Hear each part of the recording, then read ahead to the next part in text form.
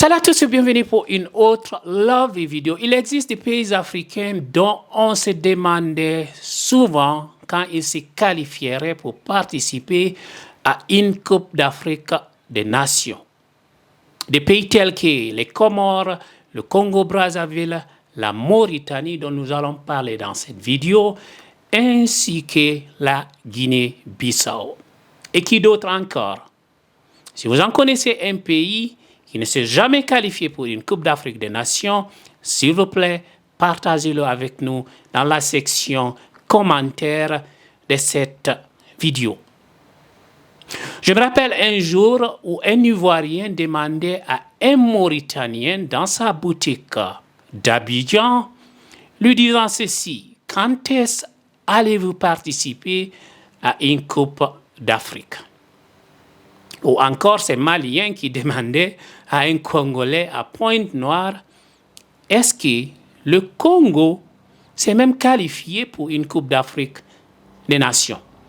Et c'est après que le Congolais s'est moqué du Malien après l'élimination de ces pays lors des matchs de la Coupe d'Afrique des Nations. J'ai grandi en voyant le Nigeria, le Cameroun et l'Égypte comme étant les nations du football africain. Mais hélas, le foot a changé en Afrique. Le foot a changé, créant beaucoup de surprises. Les Comores, la Guinée-Bissau et la Mauritanie ont participé à des camps. En parlant de la Mauritanie, ce pays a connu des moments difficiles dans l'histoire de son football. Entre 1995 et 2003, soit 18 ans, aucune équipe de Mauritanie n'a remporté un match de football. Ils se sont même retirés des qualifications pour la Coupe d'Afrique des Nations en 2010 pour des raisons financières. En 2011, ce pays d'Afrique de l'Ouest, couvert par le désert, peuplé par des Arabes, des Peuls, des Wolofs et des Soninké, occupait la 207e place du classement mondial de la Fédération internationale de football, association FIFA.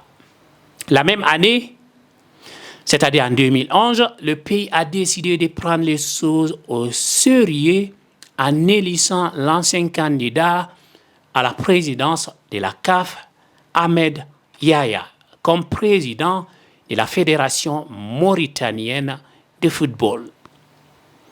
Cet homme désigné meilleur administrateur du football du continent lors des prix de la CAF en 2017 a structuré la Ligue de football de la Mauritanie en y mettant en place des équipes de jeunes footballeurs avec des salaires fixes. Le tout accompagné d'un sponsoring d'1 demi-million d'euros de la part de la compagnie de télécommunications du pays, Mauritel.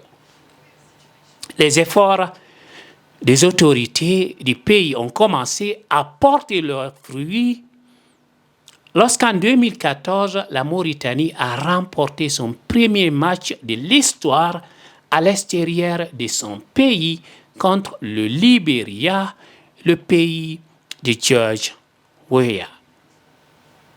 La Mauritanie a utilisé 11 millions d'euros de 2,8 milliards de fonds du projet FIFA Forward pour renouveler le stade national du pays, construisant un quartier général ultra moderne avec des chambres d'hôtel, des restaurants et un studio de télévision radio.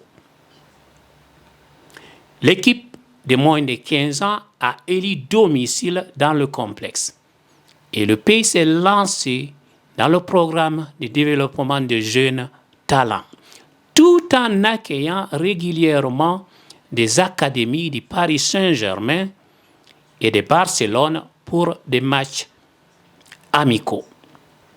Lors d'une tournée en Afrique, le patron de la FIFA, Gianni Infantino, a salué la Mauritanie comme l'un des pays rares d'Afrique à rendre compte des fonds de la FIFA. Comme vous le savez, le FIFA souvent donne de l'argent aux pays. Mais certains pays corrompus, ils bouffent l'argent. Des pays comme la Guinée, par exemple. La grande surprise est venue en 2019 lorsque la Mauritanie s'est qualifiée pour la première fois de son histoire pour la plus grande compétition de football africaine qui est la CAN. En 2021, l'équipe composée de jeunes joueurs formés à partir de 2015 s'est qualifiée pour la deuxième fois pour une CAN, suivie d'une troisième en 2023 en Côte d'Ivoire qui se joue cette année.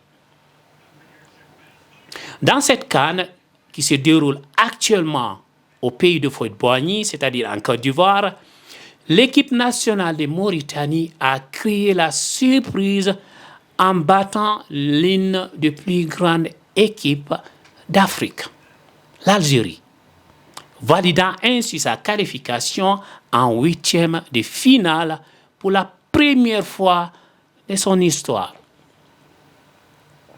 Cette belle histoire de maraboutine de la Mauritanie veut simplement dire que seul le travail paye dans cette vie. Et je dirais bravo à nos frères mauritaniens. Vous pouvez me compter parmi vos fans à partir de maintenant. À partir de maintenant, je suis un fan de l'équipe de la Mauritanie. Merci d'avoir regardé cette vidéo. N'oubliez surtout pas de la partager avec vos amis dans les groupes Facebook et WhatsApp. À très bientôt. Ciao.